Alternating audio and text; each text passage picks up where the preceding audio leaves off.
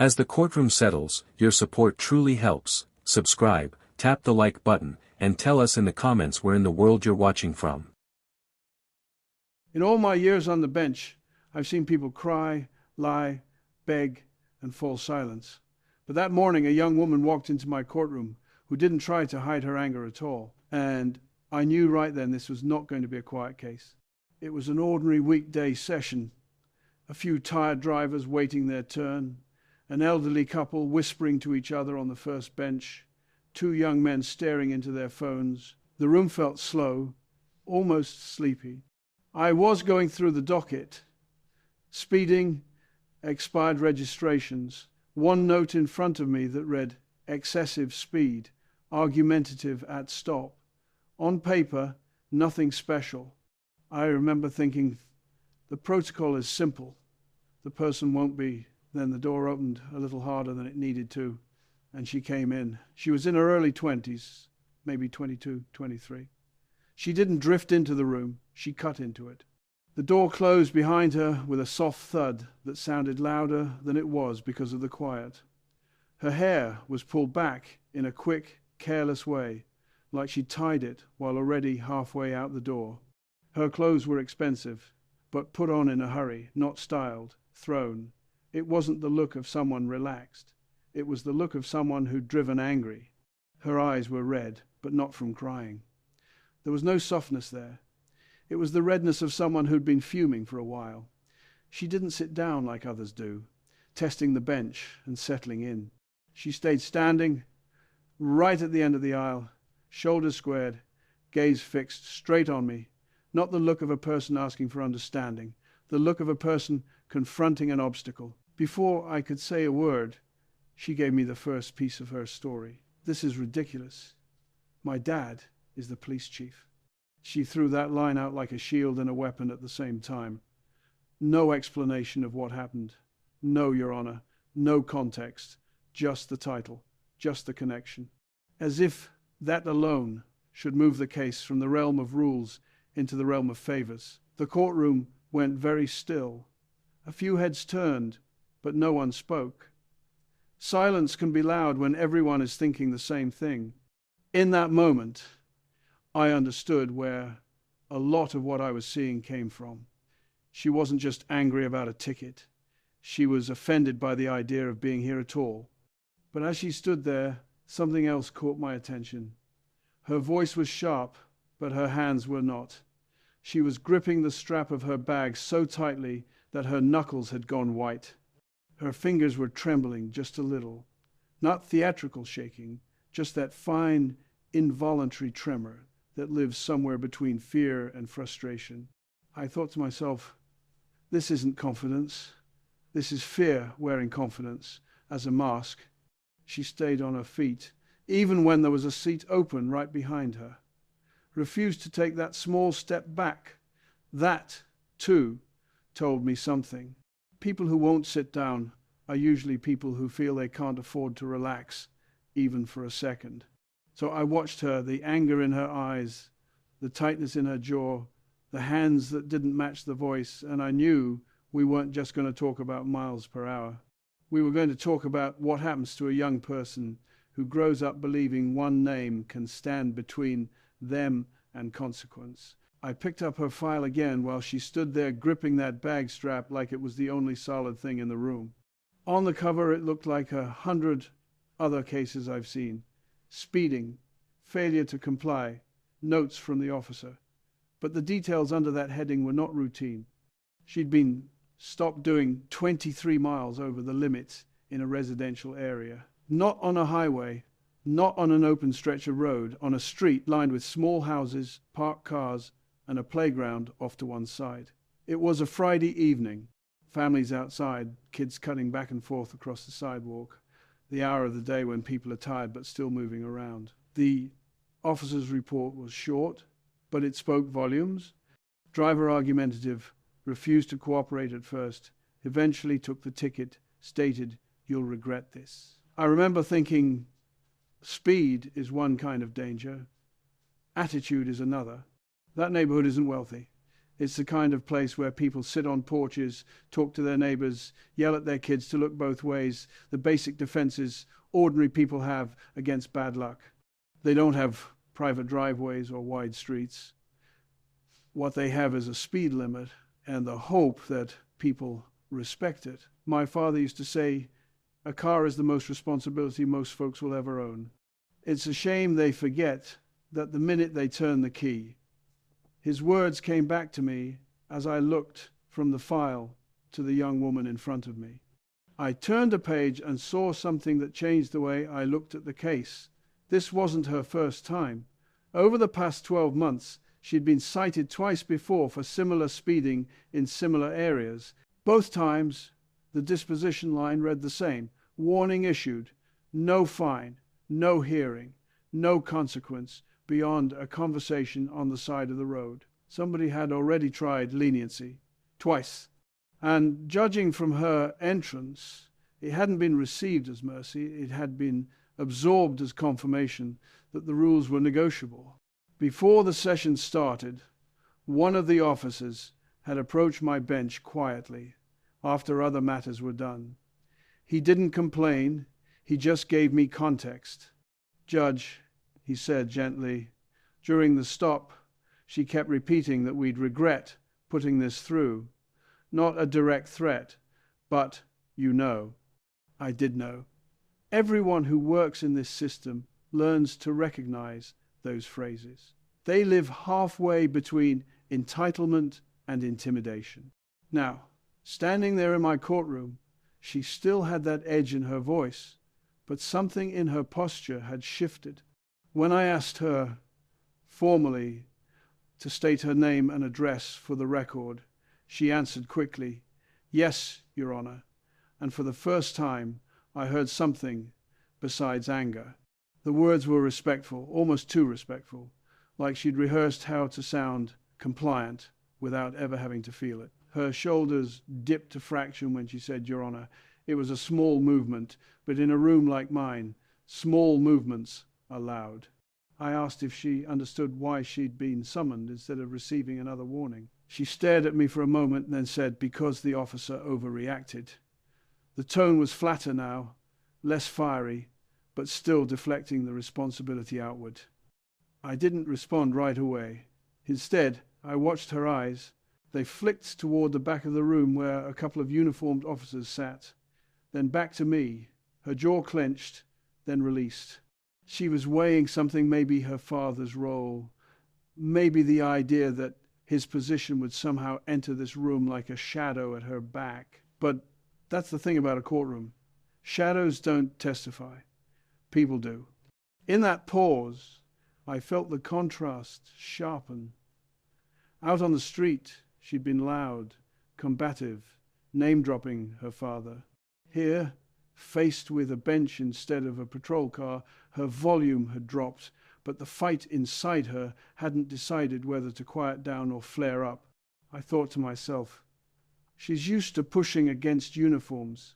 She doesn't yet know what it means to be weighed by a robe. So I closed the file, folded my hands, and looked straight at her, not as the police chief's daughter, not as a difficult driver, but as a very young person standing at a fork in the road she couldn't yet see. And I knew the next questions I asked weren't just going to be about how fast she was going. They were going to be about who she thought she was when nobody could pull strings for her. I asked her to walk me through the stop in her own words. People reveal themselves when they retell events, not through the facts, but through the choices they make in describing them.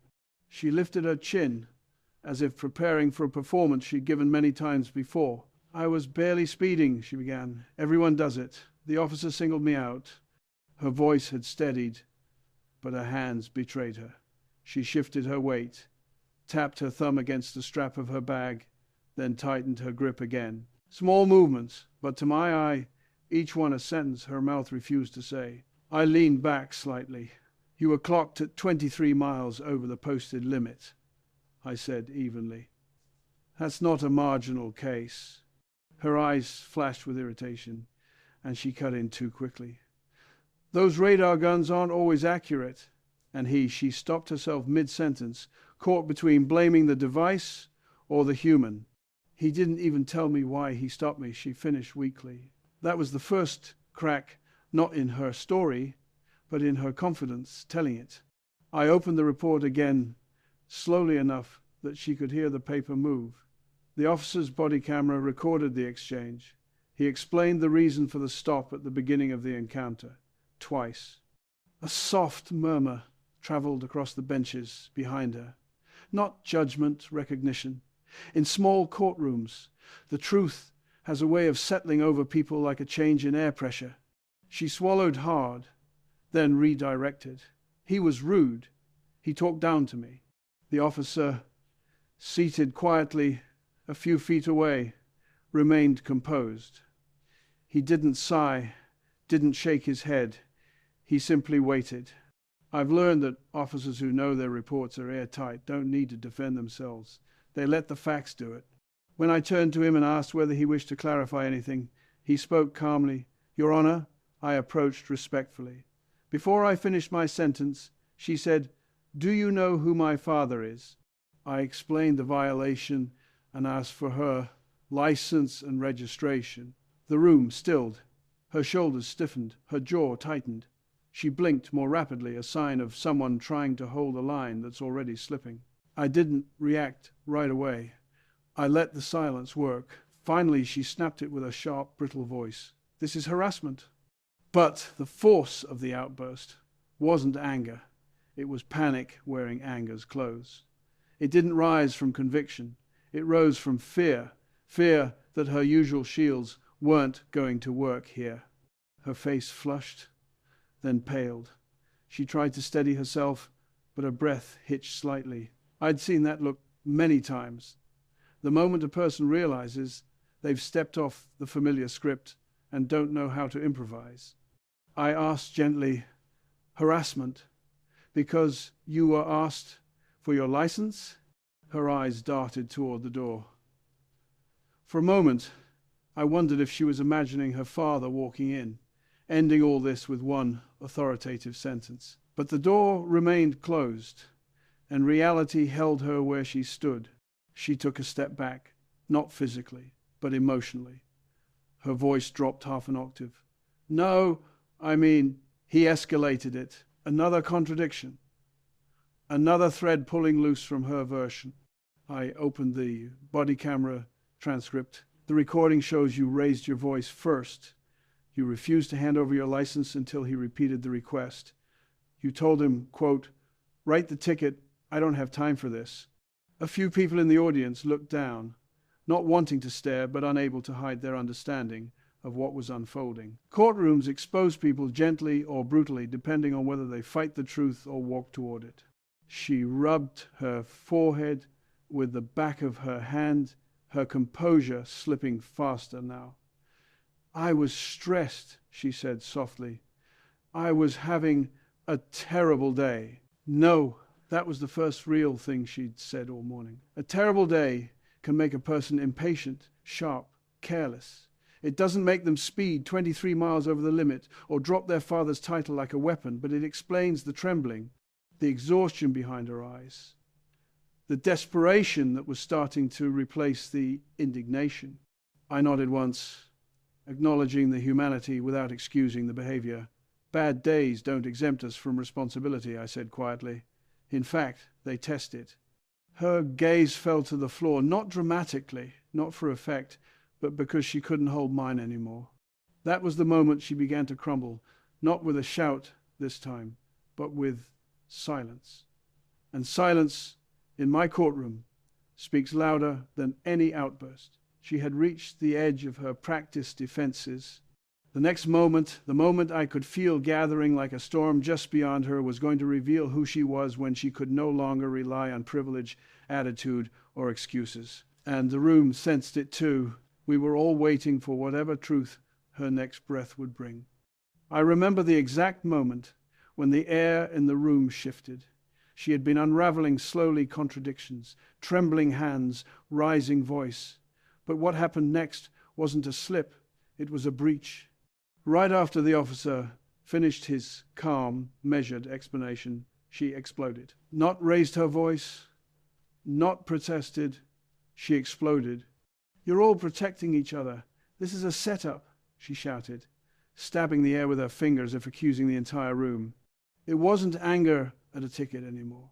It was an attack on everyone in uniform, everyone seated behind her, on the very idea of fairness, the kind of cry that isn't about justice at all, but about drowning out a truth she wasn't ready to face. A woman in the second row flinched. Someone further back pulled their child a little closer. Even the officers, trained to stay composed, stiffened a bit.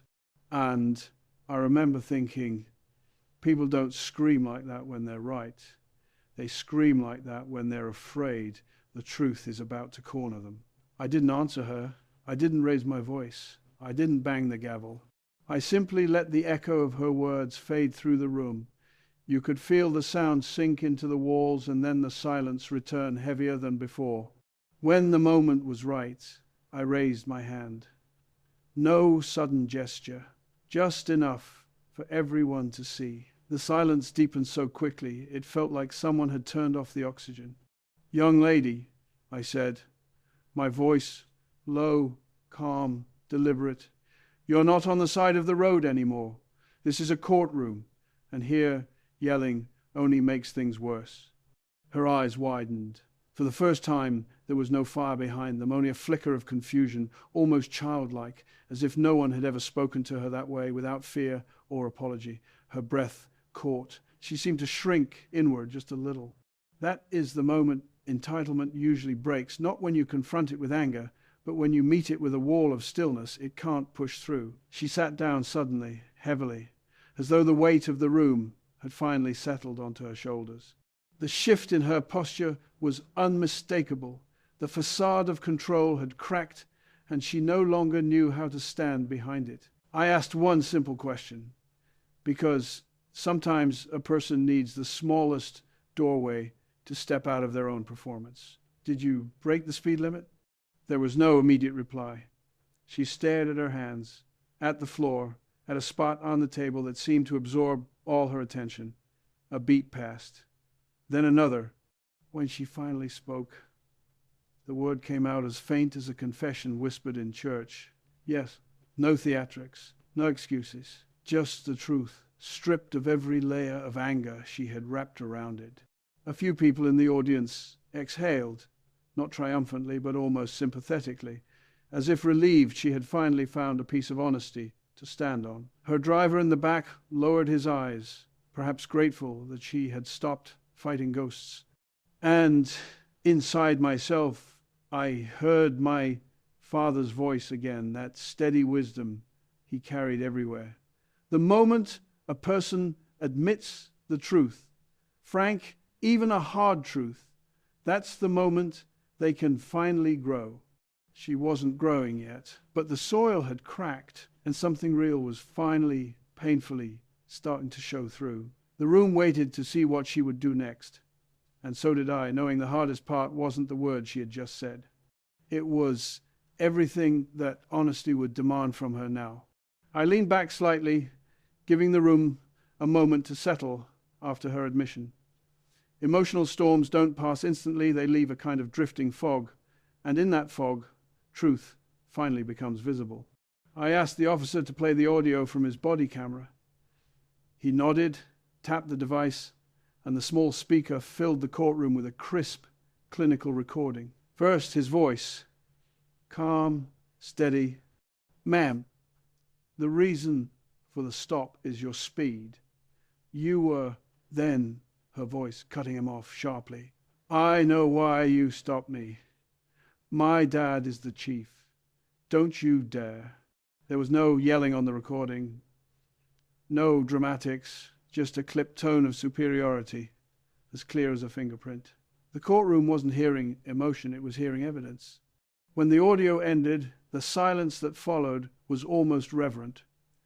Evidence has a way of washing the room clean of speculation. It doesn't argue, it doesn't waver. She kept her eyes down, her shoulders slumped inward. The fight that had been roaring inside her for 20 minutes evaporated in an instant. Not because she lost, but because she finally recognized the truth was undeniable. Her voice, when it came, was barely louder than the hum of the air vents. I panicked. I didn't think this would go this far. There was something brittle in her tone, not self-pity, but the sound of someone who'd spent too long hiding behind a name instead of learning how to stand on their own. I watched her closely. For the first time since she entered my courtroom, she didn't look angry. She looked young. Then, unexpectedly, she added something that changed the air in the room. A second time, softer, more vulnerable than anything she'd said before. Everyone expects me to be perfect because of who my father is. I don't always know how to handle that. A quiet shift rippled through the audience, not sympathy, not absolution, but recognition. Pressure wears different clothes on different people. Some carry it quietly, some crumble loudly. I remembered my father telling me once, when I was a boy, nervous about disappointing him. Being under a shadow doesn't mean you have to live in it.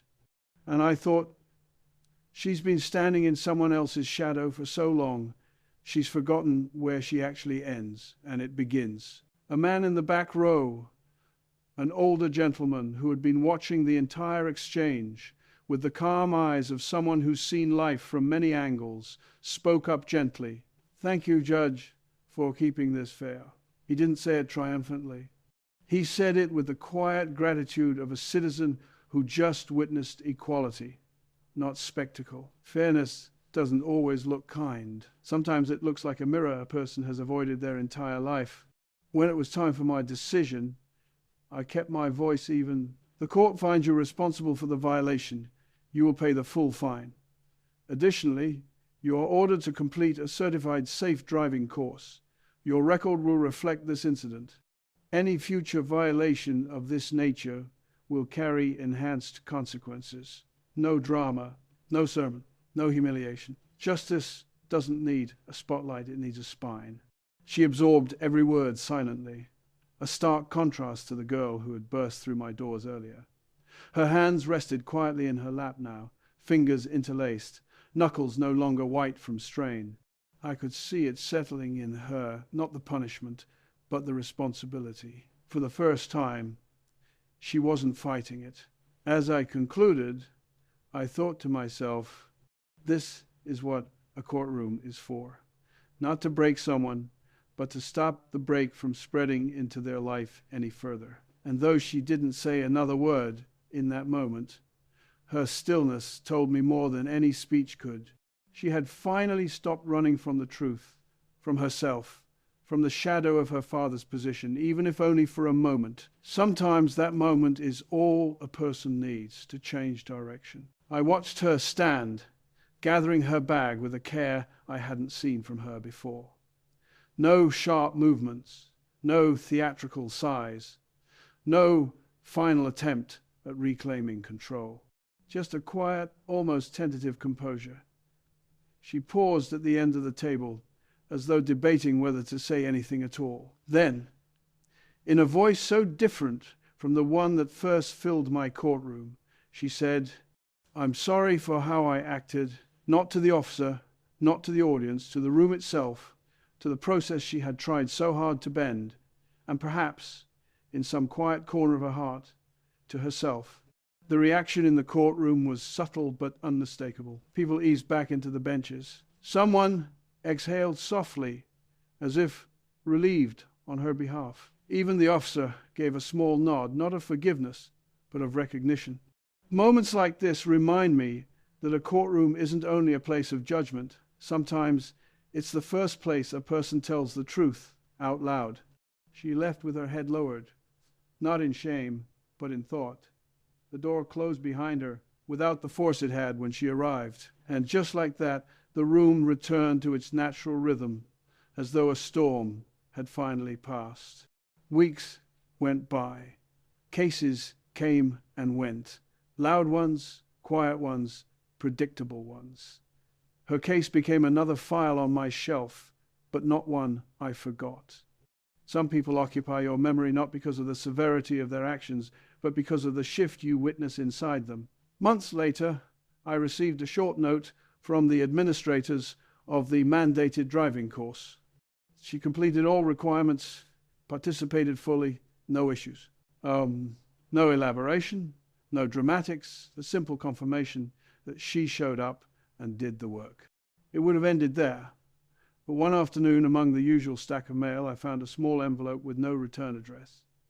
Inside was a single sheet of paper, written in a careful hand. Judge, thank you for treating me like everyone else. I didn't realize how much I relied on my father's name until the day it couldn't protect me. It was painful, but it was necessary. I'm learning to stand on my own. No signature, just a closing period that felt like a beginning rather than an end. I sat with that letter for a long while. Behind every outburst, every moment of arrogance, every defensive word, there is always a story people haven't learned how to tell yet. Sometimes it leaks out as anger, sometimes as fear, and sometimes, very rarely, it returns to you months later in the form of accountability.